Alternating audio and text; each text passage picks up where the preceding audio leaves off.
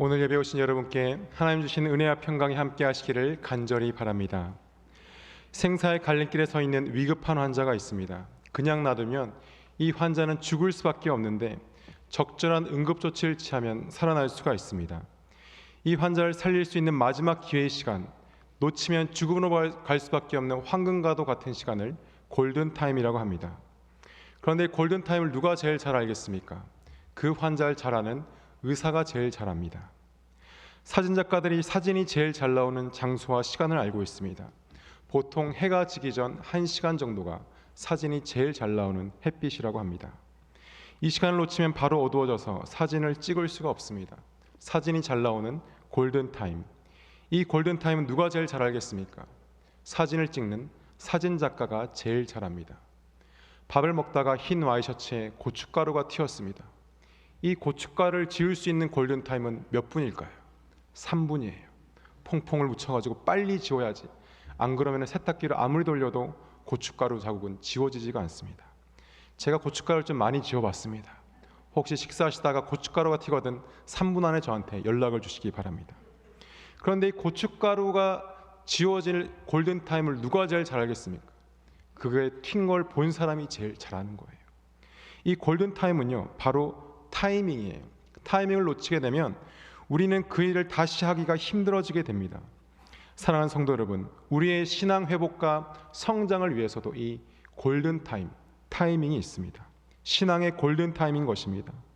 복음의 확신을 가지고 온전한 신앙으로 성장하고 회복할 수 있는 시간, 바로 결정적인 시간. 이 신앙의 골든타임은 누가 제일 잘 아시겠습니까? 바로 예수 그리스도이십니다. 오늘 예수님께서는 나다나엘의 신앙의 골든타임에 다가가십니다. 그의 삶과 신앙의 골든타임에서 예수님께서는 어떻게 역사하셨는지, 그리고 그 골든타임을 위해서 무엇이 필요한지 은혜를 같이 나눠보고자 합니다. 신앙의 골든타임에는 첫 번째로 신앙의 동역자와 친구가 필요합니다. 요한복음 1장은요, 예수님께서 3년간의 사역을 시작하시면서 그 제자들을 불러오시는 장면으로 시작합니다. 오늘 본문 전에는 베드로와 그의 형제 안드레를 부르시고 그 다음에 빌립을 부르세요. 43절입니다. 이튿날 예수께서 갈릴리로 나가려 하시다가 빌립을 만나 이르시되 나를 따르라 하시니, 빌립을 부르시는데요, 정말 심플하게 부르시는 거예요. 나를 따르라.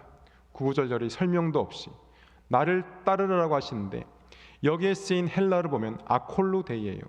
이 내 뒤를 따라와라. 아콜로데이는 그냥 단순히 내 뒤에 서서 졸졸 따라와라는 의미가 아니고 지적으로, 종교적으로, 그리고 전 인격적으로 너의 모든 것을 향해 나를 따라와라라는 의미를 지니고 있습니다. 제자들을 부르실 때에 이 아콜로데이라는 단어를 사용하셔서 너의 모든 것을 다해서 나를 따라오라라고 말씀하시는 것입니다. 이것은 예수님을 따른다는 것은 자신을 부인하고 어디로 가시든지 함께해야 되며 심지어 죽음까지도 함께해야 한다는 의미인 것입니다. 제자들을 선택하실 때요, 제자들이 예수님을 선택하지 않았어요. 예수님께서 그들에게 다가가셔서 12제자를 세우셨습니다. 그들의 신앙의 골든타임에 예수님께서는 그들을 만나주시고 제자 삼으셔서 일꾼으로 세우신 것입니다. 요한복음 15장 16절에 너희가 나를 택한 것이 아니요 내가 너희를 택하여 세웠나니라고 하셨습니다. 친히 제자를 택하여 세우시고 나를 따르라는 말로 아콜루데이, 너희의 모든 것을 다해서, 그리고 그들의 골든타임을 제일 잘하신 주님께서 부르시고 일꾼으로 세운 것입니다. 빌립은 예수님의 나를 따르라는 요청에 순종했습니다. 그 빌립이 누구인지 그 다음 절에 나옵니다. 44절에 빌립은 안드레와 베드로와 한 동네 베세다 사람이라. 보통 성경은요, 그 사람을 설명할 때에 부모님 이름을 설명하거나 가족 이름을 설명하는데, 이 빌립은 그가 같이 지내는 친구 안드레와 베드로를 소개하고 한 동네 베세다 사람이라고 했습니다. 이 베세다가 어떤 동네입니까? 바로 세례 요한이 사역했던 동네입니다. 광야에서 가죽옷을 입고 메뚜기와 석청을 보면서 예수님께서 다시 오실 것이다, 메시아로 오실 것이다라고 소리치던 그 세례 요한이 있던 동네가 베세다였어요. 여기에서 안드레와 베드로와 빌립은 어릴 때부터 예수님 이야기를 듣고 자랐어요. 아, 예수님이 오시는구나, 메시아로 이 땅 가운데 구원자로 오시는구나, 이 얘기를 수없이 세례 요한을 통해서 들었을 것입니다. 그래서 이 세 제자를 예수님께서 나를 따르라고 부르셨을 때에 이들은 한 번에 그 예수님께 그 말씀을 듣고 따를 수가 있었던 것입니다. 아콜루데이, 모든 것을 버려두고 예수님을 따랐던 것입니다. 예수님께서 벳사다에서 세례 요한을 사역하게 하시고 안드레와 베드로와 빌립이 한 친구로서 그 동네에서 살게 하신 것, 이것은 하나님의 큰 그림이 아닐 수 없습니다. 예수님께서는요, 다 계획이 있으십니다. 그들을 미리 친구 되게 하셨고 세례 요한의 그 말 듣게 하셨고 그들의 신앙의 골든 타임에 가장 정확한 타이밍에 그들을 제자로 부르신 것입니다. 사랑하는 성도 여러분, 여러분이 만난 그 예수님도 여러분이 찾아서 만난 것이 아니라 여러분의 가장 적절한 신앙의 골든 타임에 예수님께서 만나시고 여러분들을 인도하신 것입니다. 빌립은 예수님의 부르심에 응답했습니다. 그리고 예수님의 제자가 되기로 작정했습니다. 빌립이 제자가 되자마자 한 행동이 무엇입니까? 가장 친한 친구 나다나엘에게 찾아가서 그에게 다시 전하는 것이었습니다. 본인이 알게 된 메시아 예수를 다시 전한 것입니다. 45절에 빌립이 나다나엘을 찾아 이르되 모세가 율법에 기록하였고 여러 선지자가 기록한 그 일을 우리가 만났으니 요셉의 아들 나사렛 예수라. 나다나엘이 이르되 나사렛에서 무슨 선한 것이 날 수 있느냐? 빌립이 이르되 와서 보라. 빌립은요, 예수님을 만나서 너무나 기뻤어요. 내가 기다렸던 예수 그리스도가 내 앞에 있구나. 이 소식을 내 친구 나다나엘에게도 전해야겠다. 이 나다나엘은 유대인의 율법과 다시 오실 메시아에 관심이 많았어요. 나다나엘, 모세의 율법과 선지자의 예언에 나오신 그 예수님이 오셨어. 그분이 바로 요셉의 아들 나사렛 예수야. 야, 빌립, 나사렛? 웃기지 마. 그런 촌동네에서 무슨 예수님이 오셔? 예수님이 오시려면 저기 베들레헴 같은 큰 성에서 오시지 않겠어? 야, 말도 하지 마. 나다나엘, 딴 말 말고 와서 보라. 빌립은요, 나다나엘을 너무나 잘 알고 있었습니다. 가장 친한 친구였을 거예요. 이 나다나엘은 평소에 모세의 율법과 선지자들의 예언에 관심이 많았어요. 그래서 그는 유대인들의 기대대로 예수 그리스도 메시아는 바로 베들레헴 다윗성에서 오실 것이다, 이런 기대가 있었습니다. 그런데 그는 나사렛이란 동네에서 오신 예수님을 믿을 수가 없었어요. 빌립은 그를 설득합니다. 모세의 율법에 나왔다, 선지자들의 예언에 나왔다, 그분이 바로 예수 그리스도시다. 이는 나다나엘을 위한 맞춤식 전도였습니다. 내가 그렇게 기다리던 메시아, 그렇게 관심 많은 율법과 예언에 나온 분이 바로 예수님이야. 나다나엘은 기대했던 베들레헴도 아니고 나사렛 촌동네에 오신 예수님을, 그분이 과연 예수님일까 의심을 품고 나사렛이 촌동네라고 비하하기까지 합니다. 그때 빌립은 구구절절히 설명하지 않습니다. 단순히 예수님께서 빌립을 부르실 때 나를 따르라고 하신 것처럼 빌립도 나다나엘을 전도할 때 와서 보라라고 단순 명료하게 이야기하고 있습니다. 사랑하는 성도 여러분, 친구 따라 어디 갑니까? 친구 따라 교회 갑니다. 여러분들도 처음에 신앙을 가지실 때에 친구 따라 오신 분들이 많이 계실 거예요. 제가 중학교 3학년 때 경기도 일산에 살고 있었습니다.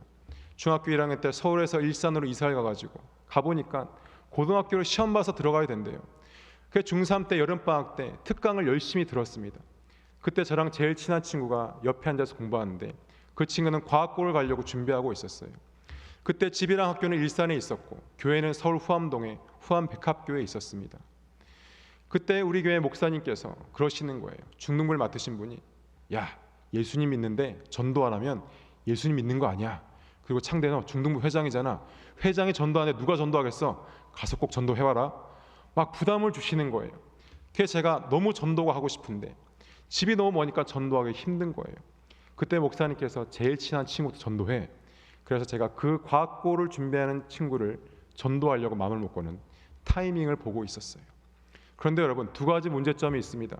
교회에서 집까지 1시간 거리, 전철을 타고 1시간. 그리고 그 친구는 과학고를 준비하기 때문에 주말에도 공부해야 되는데 제가 얘기한다고 올 것 같지가 않은 거예요. 그래서 고민에 빠져가지고 특강이 끝난 날까지 말도 못하고 있다가 그래도 말이나 한번 해보자. 특강이 끝나고 집에 가기 직전에 그 친구를 붙들고 얘기했습니다. 친구야, 우리 일요일 날 교회 가지 않을래? 그 친구가 간다 했을까요? 안 간다 했을까요? 안 간다 했으면 제가 말도 안 했죠. 너무 쿨하게 그래 가자 그러는 거예요. 전 너무 기뻐가지고 주일날 교회가 서울에 있는 거 말도 안 하고 무조건 전철 태워서 데려갔습니다. 그런데 그 친구가요, 교회를 처음 등록한 그 주일부터 6개월 동안 한 번도 빠지지 않고 교회에 나오는 거예요. 그 다음 해 2월 달이 되어서 과학고에 붙어가지고 기숙사에 가는 것 때문에 교회를 못 나오게 되자 서로 이제 헤어졌어요. 저도 고등학교를 다른 데 가고. 그러다가 제가 대학생이 되니까 싸이월드라는 온라인 커뮤니티에서 미니홈피를 들어가면 그 친구 소식을 알 수 있더라고요. 제가 그 친구를 찾아 들어가 봤더니 과학고를 졸업하고 카이스트를 들어가서 프랑스의 국비장학생으로 군대 대신 유학을 가 있는 거예요. 그런데 그 친구 미니 홈페이지 메인 사진이 뭐였냐면 유학 가서 한인교회에서 워십 댄싱 율동을 하고 있는 사진이 메인에 딱 있는 거예요. 깜짝 놀랐어요. 야, 어떻게 유학 가서 그렇게 바쁜데 교회까지 가가지고 거기서 찬양팀의 율동까지 하고 있냐. 너무 기뻤습니다. 그리고 10년 전에 제가 김해 왔는데 또 페이스북에 나와가지고 그 친구 소식을 막 찾아가지고 메신저를 딱 보냈어요. 잘 지내냐? 연락이 닿아가지고 답신이 왔어요. 잘 지내. 나 여자랑 결혼했어. 어떤 여자야? 권사님 딸이랑 결혼했다는 거예요. 교회는 다녀? 사랑의 교회를 다녀. 강남의 사랑의 교회를 다닌다는 겁니다. 너무 기뻐가지고 연락을 하는데 이 친구가 그러는 거예요. 창대야, 지금에 와서 이야기하지만 중2 때 우리 아버지가 IBM 아시아 총괄 운영 사람이었는데 그 역할을 맡고 있었는데 너무 바쁘다 보니까 아버지가 엄마랑 이혼을 했었어. 그래서 난 아버지랑 둘이 살고 있는데 너무 외롭고 힘들고 어려울 때에 내가 나한테 교회 가자고 했고 나는 교회에 가서 너무나 기뻤다라고 말하는 것을 그제서야 듣게 되었습니다. 그 친구는 그 부족한 마음을 교회에서 채울 수가 있었던 것입니다. 그 친구의 신앙의 골든타임에 하나님께서는 저를 통해서 그 친구에게 만나 주신 거였습니다. 저는 한 게 아무것도 없었어요. 그냥 와 보라라고 얘기했는데 그 다음 일은 하나님께서 알아서 하신 것입니다. 신앙을 처음 시작할 때에 친구 따라 교회를 많이 갑니다. 그런데 그 친구를 통해서 하나님께서 역사하신 것입니다. 그 신앙의 골든타임 가운데 정확한 타이밍에 하나님께서 친구의 인도로 골든타임에 역사하신 줄 믿습니다. 나다나엘도 그 친구 빌립으로 인해서 신앙의 골든타임에 친구의 인도로 예수님 앞에 나가게 됩니다.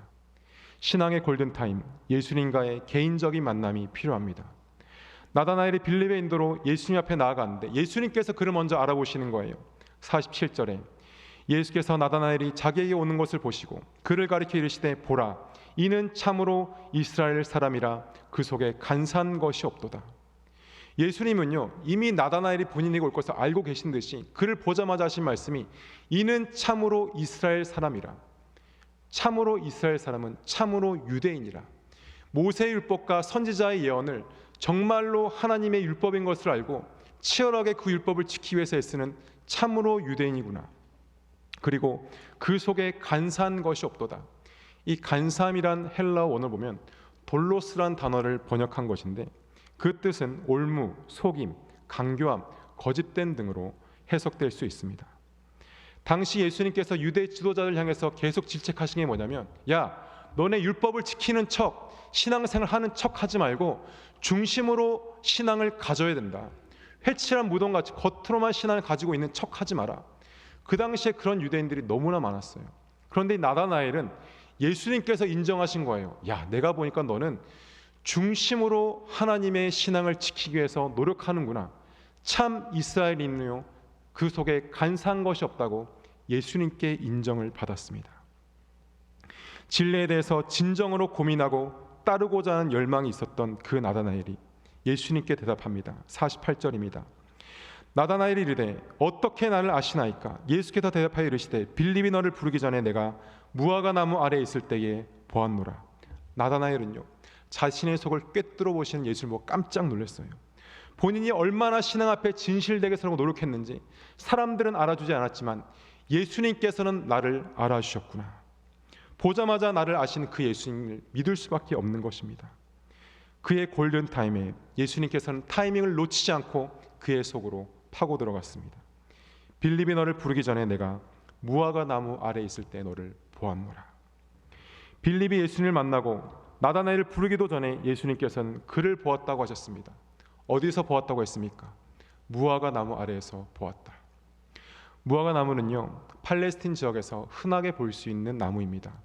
잎이 무성하고 유대인들이 그 그늘 아래에서 쉬면서 율법을 배우고 기도하고 묵상하고 또 율법을 가지고 뜨겁게 토론도 하고 그런 자리였어요. 이 나다나엘은 다시 오실 메시아와 선지자들의 예언과 율법에 관심이 굉장히 많았습니다. 그는 말씀을 묵상하고 기도하고 또한 그 예언들을 공부하는 데 힘을 내었어요. 그런데 그 마음 가운데 공허함이 있었습니다. 이 메시아가 있긴 한데 언제 오실까? 이 메시아 과연 언제 우리에게 오실 것인가? 그 공허한 마음 가운데 예수님은 그 신앙의 골든타임을 놓치지 않고 들어가셨습니다. 그리고 그를 만나셨습니다. 신앙에 대해서 고민하고 말씀에 대해서 열정을 가지고 진리를 탐구하는 자들을 지켜보고 계시다가 신앙의 정확한 골든타임에 그를 만나주시기를 기다리고 계시는 것입니다.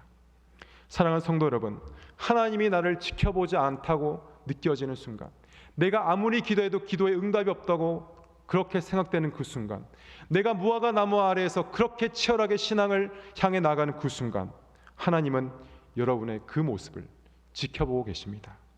이러한 하나님을 시편 기자도 찬양합니다. 시편 139편 1절로 3절입니다. 여호와여, 주께서 나를 살펴보셨으므로 나를 아시나이다.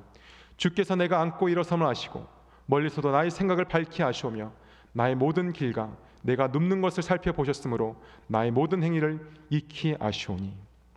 하나님이 자신을 지금까지 지켜보고 계셨다는 것을 깨닫는 그 순간, 나다나엘은 그 순간을 평생 잊지 못했을 것입니다. 이것이 바로 하나님의 시간대에 들어가는 순간이에요. 이 시간을 카이로스의 시간이라고 합니다. 헬라어로 시간을 두 가지 단어로 표현합니다. 하나는 객관적으로 모든 사람에게 적용되는 크로노스의 시간이 있고요, 각각 다른 의미로 적용되는 카이로스의 시간이 있습니다. 내가 50년을 살았다 치면은 그 50년의 모든 시간을 다 기억하지는 않습니다. 그 50년의 시간에서 내 인생에 직접적인 영향을 준 그 사건들은 내가 기억을 하게 됩니다. 그 사건은 그때만 효과가 있는 것이 아니고 지금의 나의 삶에도 여전히 영향을 끼치고 있습니다. 이것이 카이로스의 시간입니다. 신앙도 마찬가지입니다. 내가 예수님을 처음 만난 그 순간, 인격적으로 하나님을 영접한 그 순간은 그 순간으로 끝나는 것이 아니라 평생 나의 신앙과 삶에 영향을 주는 것입니다. 크로노스의 시간인 것입니다. 그래서 우리는 기도와 말씀 가운데 하나님과의 만남을 자주 가질수록 이 카이로스의 시간대에 사는 것입니다. 나를 아시는 하나님을 경험하는 것입니다. 신학 공부를 하다 보면요, 여러 가지 학설들을 배우게 돼요. 정말 다양한 신학자들의 의견을 듣는데 가끔 평소에 내가 성경에서 아는 것과 다른 것을 주장하는 신학자들이 있습니다. 예를 들면요, 어떤 성경의 인물은 실제 인물이 아니고 신화 속의 인물이다, 전설 속의 인물이다, 성경책은 원래 성경책에 포함되지 않을 책이었는데 억지로 들어간 책이라든지 실제로 들어간 천국은 없다라든지, 이런 신학적인 논쟁이 필요한 사실들을 많이 접하다 보면요, 갑자기 그 사실 때문에 마음이 흔들려요. 아, 저거 맞는 말 같은데, 진짜 그 사람 전설 속의 인물 아니야? 이 성경책 이거 어디서 억지로 끼워 넣은 거 아니야? 그런 의문이 들다가 뭐가 오냐면은 신학의 사춘기가 오게 됩니다. 방황을 하는 거예요. 내가 알던 사실과 다른 학문을 접하면은, 다른 학설을 접하면은 내가 헷갈리기 시작하는 겁니다. 제가 이 신학의 사춘기가 언제 왔냐면 군대에 있을 때 왔어요. 제가 군대 공군 레이더병으로 갔습니다. 이 레이더병은 두 사람이 짝을 지어서 24시간 레이더를 지키기 위해 3교대로 같이 움직여요. 이등병으로 들어가서 병장이 저에게 업무를 가르쳐주기 위해서 같이 둘이 맨날 붙어 다니면서 그 업무를 보는데, 이 병장이요, 연세대 법대를 다니는 똑똑한 친구인데 집안은 다 기독교이지만 이 친구만 기독교를 비판하는 거예요. 또 제가 신학생이니까 얼마나 신이 났어. 야, 너 예수님 믿냐? 그걸 믿어, 바보같이? 야, 교회 왜 다녀? 그거 다 가짜야. 그걸 왜 믿고 있어? 만날 때마다 이렇게 저를 공격하는 겁니다. 제가 너무 열이 받아 이등병이랑 말도 못하고 뭐 때리지도 못하고 너무 힘든 거예요. 제가 딱 결심을 했어요. 저 병장이 제대하려면 6개월 남았는데 내가 열심히 공부해서 논쟁을 해가지고 이겨주겠어. 그러고는 예수님을 비판한 거의 모든 책을 사서 읽었어요. 뭐 예수는 신하다, 기독교는 실제하는가, 신앙과 이성, 그리고 기독교와 이성 비판 등 제목만 들어도 사춘기가 올 것 같은 책들을 열심히 읽었어요. 그런데요, 제가 그 책을 읽고 그 책을 비판하고 그 저자들을 설득해야 되는데 제가 점점 설득당하기 시작했어요. 야, 이거 진짜 너무 똑똑한데? 야, 나 너무 무식한 것 같아. 야, 이 신학 지식들, 와, 나 진짜 신학 공부해도 돼? 스스로 자괴감이 들기 시작했습니다. 저는 신학에 대해서 아무것도 아는 것이 없는 것만 같았습니다. 그래서 무력감에 빠지게 되었고 신학의 사춘기가 제대로 오게 되었어요. 어디까지 갔냐면 나 제대하면 신학 포기할 거야. 내가 공부할 학문이 아니야. 이 정도까지 가서 고민을 하게 되었습니다.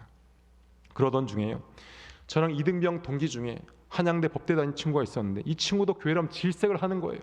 아니 법대생을 다 왜 그래? 그럴 정도로 법대생들을 힘들게 했어요. 근데 이 친구가 저랑 친하게 지내다가 어느 날 이 친구가 저한테 얘기하는 거예요. 창대야, 널 보니까 교회에 가고 싶어. 아니 난 지금 이렇게 힘이 든데 날 보고 왜 교회가 가고 싶은 거야? 물어봤어요. 아니 왜 날 보고 교회가 가고 싶은 거야? 야, 이듬이 얼마나 힘드냐. 근무 갔다 와서 내무실 청소하고 자기 전에 딱 1시간 자유시간이 있는데 너 신앙서적 들고 화장실 들어 책을 보더라고. 얼마나 하나님이 살아계시면 그 신앙서적을 들고 화장실 들어가서 책을 보냐. 저는 그 책 보면서 자신감을 잃고 있었는데 그 친구는 신앙서적인 줄 알고 은혜를 받은 거예요. 야, 그리고 너 있잖아. 밤을 새고 와서 아침에 잠을 자야 될 시간에 너 교회 가더라. 쉬는 시간에 교회 가서 졸면서 앉아 있었어. 그 정도로 열심히 교회 갈 정도면 나도 교회 가고 싶어. 저는 그 병장한테 쪽팔리지 않으려고 어떻게든 형식적으로 교회 가서 앉아 있는데 그 친구는 그걸 보고 은혜를 받은 거예요. 제가요 할 말이 없었습니다. 야, 내 상황이 이런데 이런 나를 보고 저 친구는 교회를 가고 싶다고. 그렇게 그 말을 듣고 서 있는데요, 하나님께서 그때 제 마음에 이런 감동을 주시는 거예요. 창대야, 내가 다 알고 있다. 내 고민 내가 다 알고 있어. 나는 살아있는 하나님이다. 그리고 나는 너를 통해서 지금 저 친구에게 역사하고 있다. 이 마음을 주신데 눈에서 눈물이 또르르 흐르는 거예요. 그동안 그 병장에게 받은 그 핍박과 환난과 또 그 신학서적 보면서 고민하는 고민들이 한꺼번에 제 마음에 울컥하면서 눈물이 터져버린 거예요. 그렇게 울고 있는 가운데 주님께서 무화과 나무 아래에서 치열하게 고민하는 것을 알고 계셨구나. 주님께서 내 마음을 아시는 걸 하는 가운데 기쁨의 눈물이 흘렀습니다. 그런데 그 친구는 자기가 교회 간다고 기뻐서 우는 줄 알고 자기도 울면 저를 막 부둥켜 안는 거예요. 그리고 그 친구는 제대할 때까지 교회를 한 번도 빠지지 않고 나왔다는 전설이 있습니다. 하나님께서는 그 친구의 신앙의 골든타임에 고민한 저를 통해서 만나주셨고 그 친구를 통해서 무화과 나무 아래에서 고민한 저를 또한 만나주셨습니다.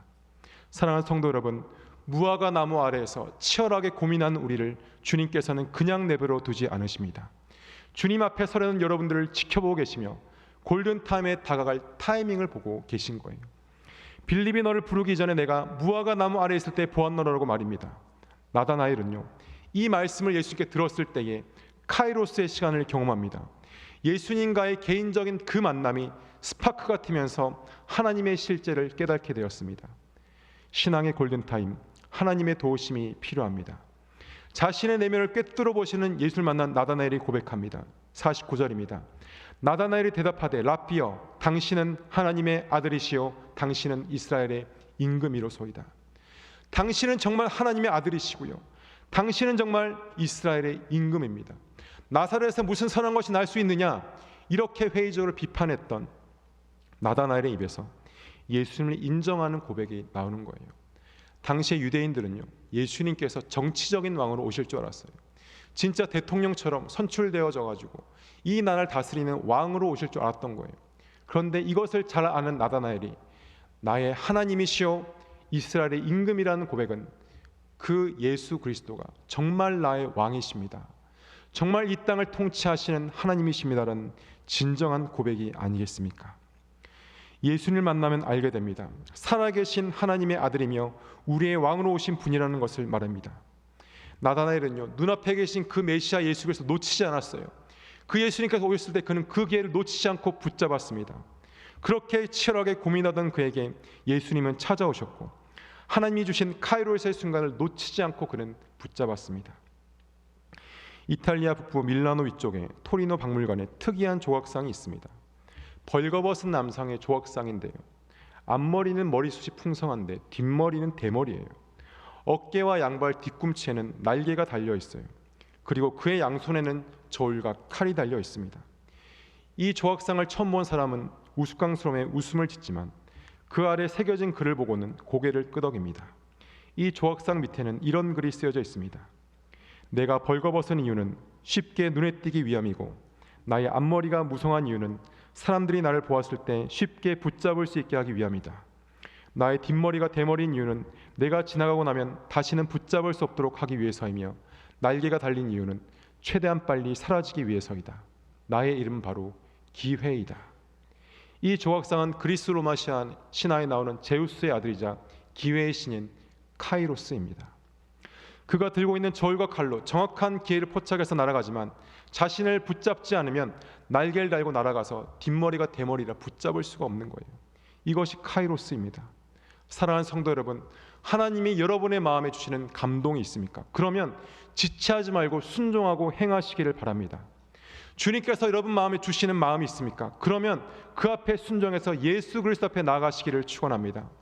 우리가 주 앞에 나아갈 때 그 정확한 타이밍, 신앙의 골든타임, 카이로스의 시간에 하나님께서는 우리를 도우시고 역사하시고 함께 하시는 줄을 믿습니다.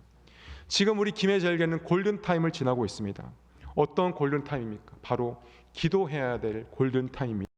인간의 생각과 지혜로 할 수 없는 일들이 우리 교회에 산적해 있습니다. 제18대 단임 목사를 모시기 위한 골든타임, 10년, 20년 뒤에 이를 결정지을 중요한 골든타임 가운데 하나님의 도우심을 구해야 하는 것입니다. 먼 미래의 일을 우리가 어떻게 알겠습니까? 하나님이 아시기 때문에 하나님께서 도우셔야 되고 우리는 이 골든타임, 기도해야 될 타이밍에 무릎을 꿇고 기도해야 하는 것입니다. 우리 옆 성도분과 인사하시겠습니다. 지금이 기도할 때입니다. 하나님 앞에 나아가서 아뢰어야 할 때인 것입니다. 예수님을 보고 당신은 하나님의 아들이시오 이스라엘의 임금이로 소이다 고백한 나다나엘에게 예수님이 말씀하십니다. 50절입니다. 예수께서 대답하여 이르시되 내가 너를 무화과 나무 아래서 보았다 함으로 믿느냐 이보다 더 큰 일을 보리라. 예수님께서 말씀하시는 거예요. 너 나 믿어? 무화과 나무 아래서 내가 너를 보았다니까 나를 믿냐? 그러면 그 믿는 믿음 가운데 내가 더 큰 일을 행하리라. 내가 너에게 더 큰 일을 보이리라. 할렐루야. 우리가 예수 그리스도를 믿는 온전한 믿음으로 나아가면 예수님께서는 그 믿는 믿음 가운데 더 큰 일을 우리에게 이루게 하실 줄을 믿습니다. 나의 힘으로 할 수 없는 것들을 예수님 믿는 믿음으로 나아가면 그 일 가운데 더 큰 것을 행하게 하시고 보게 하시고 역사하실 것입니다. 51절입니다. 또 이르시되 진실로 진실로 너희에게 이르노니 하늘이 열리고 하나님의 사자들이 인자 위에 오르락 내리락 하는 것을 보리라 하시니라. 하늘이 열리고요. 하나님의 사자들, 천사들이 인자, 예수 그리스도 위를 오르락 내리락 하는 것을 보신다고 했습니다. 이 말씀은 창세기에서 야곱이 에설피의 삼촌 라반의 집으로 가는 가운데 돌베개를 자고 자다가 깨어본 환상과 겹치게 됩니다. 창세기 28장 10절로 12절을 다 같이 한번 읽으시겠습니다. 야곱이 브엘세바에서 떠나 하란으로 향하여 가더니 한 곳에 이르러는 해가 진지라 거기서 유숙하려고 그곳에 한 돌을 가져다가 베개로 삼고 거기 누워 자더니 꿈에 본즉 사닥다리가 땅 위에 서 있는데 그 꼭대기가 하늘에 닿았고 또 본즉 하나님의 사자들이 그 위에서 오르락 내리락 하고. 오늘 본문 51절과 창세기에 나온 이 부분이요 비슷한데 다른 점이 있어요. 창세기는 하나님의 사자들이 하늘과 땅에 연결된 사다리를 오르락 내리락 했지만 오늘 말씀에서는 하나님의 사자들이 인자 예수 그리스도를 오르락 내리락 했답니다. 그러면 여기서 사다리는 누가 대신하고 있습니까? 예수 그리스도께서 그 야곱의 사다리의 역할을 하고 계신 것입니다. 예수님만이 하늘과 땅을 연결하는 유일한 사다리요 중보자인 것입니다. 예수님을 통하지 않고서는 하나님께 나아갈 수가 없는 것입니다. 다른 곳으로는 하나님께 갈 수 없고 예수 그리스도의 복음만이 이 땅의 사다리 역할을 하신다는 겁니다. 요한복음에서는 바로 이 예수님께서 새 포도주요 새 성전이요 새 이스라엘이며 새 야곱의 사다리입니다. 어느 추운 겨울날 농부가 집에 앉아 있는데 너무 날이 추운 거예요. 너무 춥다 보니까 참새들이요 그 집에 들어가고 싶어서 창문을 톡톡톡 두드리고 있는 거예요. 이 농부가 보니까 좀 있으면 이 참새들이 얼어 죽게 생겼어요. 너무 춥다, 불쌍하다. 저 참새들 내가 살리고 싶다. 그래서 집에 문을 여니까 무서워서 참새들이 도망을 갑니다. 먹이를 유인하려고 탁 깔아줘도 참새들이 오지를 않습니다. 여러 가지 방법을 써도 참새들은 농부가 무서워서 도망만 갑니다. 농부가 여러 가지를 시도하다가 포기하고 집에 와서 앉아 있는데 또 참새들이 너무 추우니까 창문 앞에서 입을 톡톡톡 창문을 두드리는 거예요. 그때 이 농부에게 이런 마음이 들었어요. 야, 내가 만일 잠시 동안만이라도 저 참새가 될 수 있다면, 저들과 하나가 될 수 있다면, 저들과 말이 통한다면 저들에게 이 집에 들어와서 따뜻하게 있으라고 말을 해줄 수 있을 텐데. 동시에 다른 생각이 그 머리를 지나갔습니다. 하나님이 이 땅의 인간들을 구원하시기 위해서 인간의 몸을 입고 이 땅에 오신 성육신의 의미가 그의 가심을 움켜쥐며 이해가 되기 시작한 것입니다. 사람이 참새가 되는 것은 하나님이 사람이 되는 일엔 감히 비교도 할 수 없지만, 온 우주를 창조하신 하나님께서 인간의 몸으로 취약되어 오셔가지고 이 땅의 사다리가 되어 하나님의 사자들이 오르락내리락 하는 유일한 다리가 되시는 것을 사람들은 믿지 못하는 거예요. 나사렛에서 어떻게 선한 것이 날 수 있느냐, 어떻게 예수님이 있냐, 메시아는 없다라고 말하는 사람들이 있습니다. 하지만 하나님께서는 여러분의 신앙의 골든타임에 오늘도 말씀하십니다. 사람들이 너를 부르기 전부터 나는 너를 무화과 나무 아래 있을 때 보았고 마음에 품고 있었다. 사랑하는 성도 여러분, 이 하나님의 부르심에 응답하시기를 바랍니다. 내 한계에 직면한 순간, 내가 더 이상 나아갈 수 없다고 생각한 순간, 수많은 신앙의 토론 가운데 지쳐 있을 때에 하나님께서는 여전히 우리를 바라보고 계시며 무화과 나무 아래 있을 때 내가 널 보았다, 내가 널 안다라고 말씀하시는 것입니다.